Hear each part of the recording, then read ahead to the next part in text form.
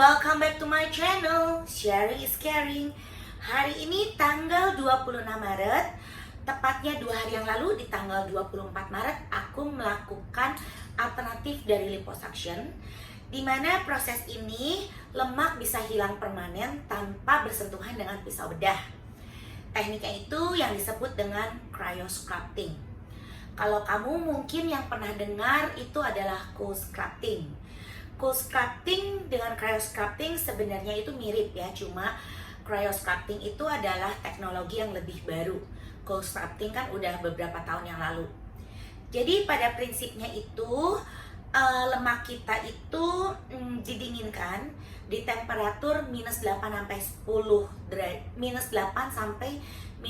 derajat sehingga lemaknya beku dan mati. Nah, setelah mati, lemak-lemak itu akan dimakan oleh sel darah putih, lalu melalui limpa dia akan keluar ke urin atau feses kita, atau yang kita sebut dengan BAB ya, poop ke toilet gitu. Nah, hasil ini tuh memang bisa permanen.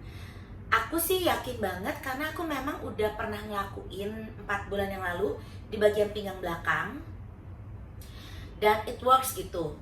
Kelihatan ada hasilnya sekarang tuh. Jadi kalau kamu lihat ya lebih shaping. Nah, tapi sebelum aku masuk ke penjelasan cryosculpting itu seperti apa, kamu lihat dulu prosesnya seperti ini. Handpiece-nya ada 2, bentuknya kurang lebih sama kayak telapak tangan. Jadi nanti biasanya sih saya ada 2, misalnya antara di sini sama di sini untuk meliputi bagian perut atas sama perut bawah, atau kayak gini. Kalau kayak gini kenaknya kanan kiri nanti. Kalau menurut aku kan ini memang ada bekas dari ininya juga. Ya, bekas lipo sih dulu. Jadi ya paling lebih bagus kayak gini. Jadi kena atas bawah Jadi ya? kena atas bawah sama bagian sini. Ini juga nanti buat lingkar perutnya itu lebih kecil. Oh, oke. Karena kena ke ini perut bagian bawah sama perut bagian atasnya kena di sini. Oh, oke. Terus kan ini kan yang untuk di bagian bra juga kan? Bisa. Biar Itu juga. lebih shaping lagi, paling aku maunya di sini. Nih.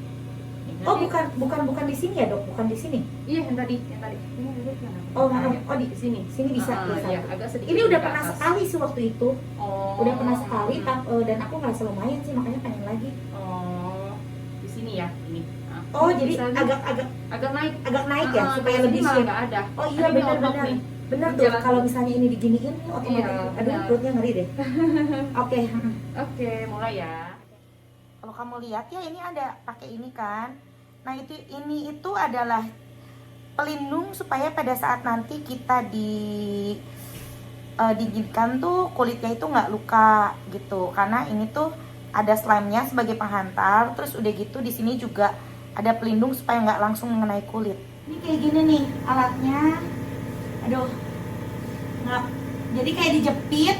Aku mintanya kan tadi kan kata dokternya kan vertikal kan, supaya jadi nggak usah 4 gitu, jadi 2 aja cukup, atas bawah kesedot, nanti bagian belakang tuh kita sedot lagi.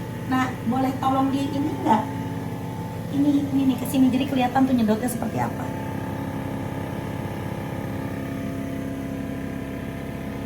Ya, ini gel untuk penghantarnya sama melindungi kulit dari luka.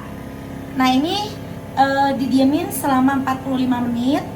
Abis itu ya udah, biasanya sih rasanya kalau dulu aku cobain tuh kayak pegel banget gitu loh, kayak abis fitness. Udah gitu ya udah, paling gak lama lah, nggak nyampe sehari juga udah fine kok. Ini aku sekarang lagi di bagian biasa ya, kalau kita apa sih pinggiran bra itu kan lemak aku banyak banget. Nah, ini sekarang lagi di vakum.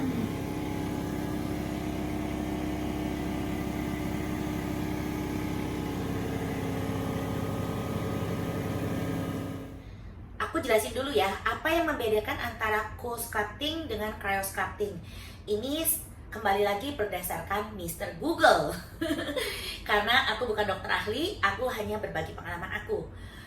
Cool sculpting itu kalau yang aku udah coba ya, alatnya itu kayak seperti, dia kayak plate gitu, plate cekup.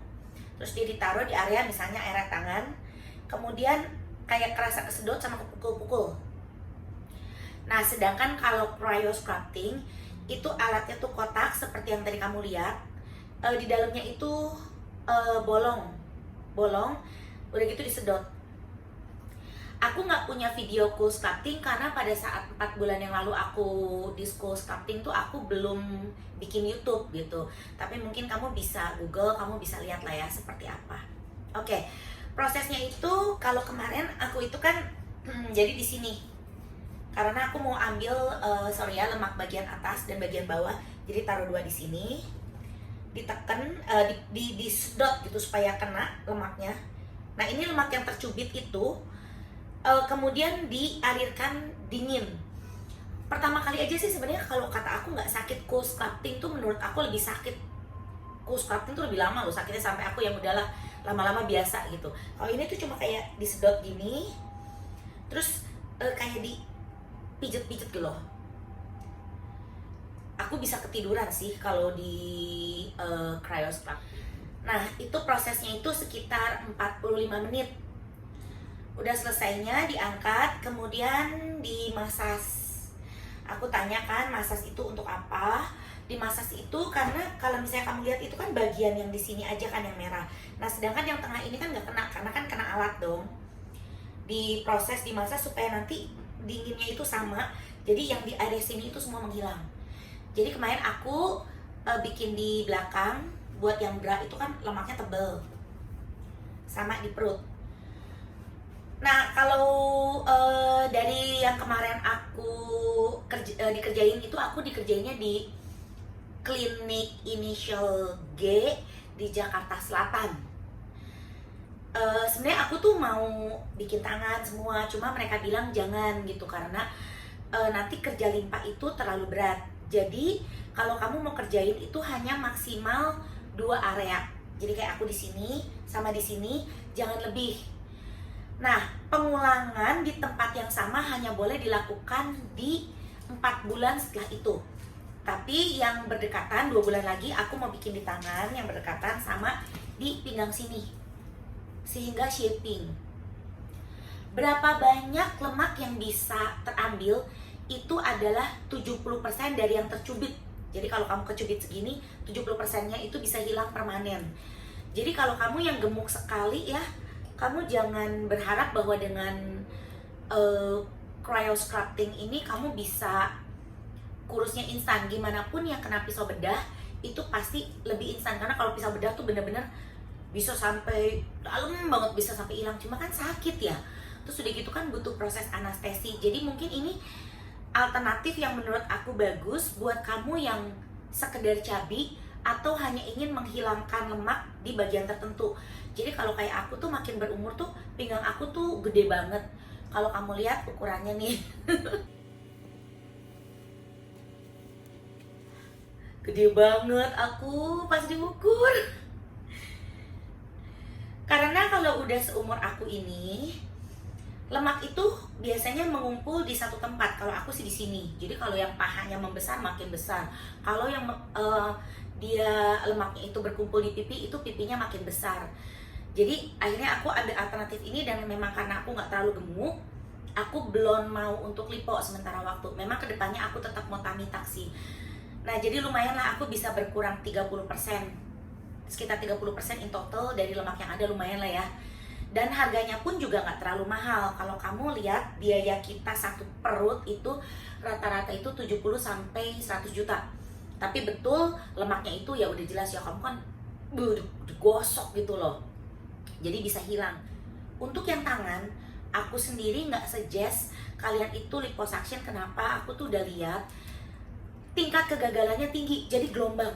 Aku lihat banyak yang gelombang banget.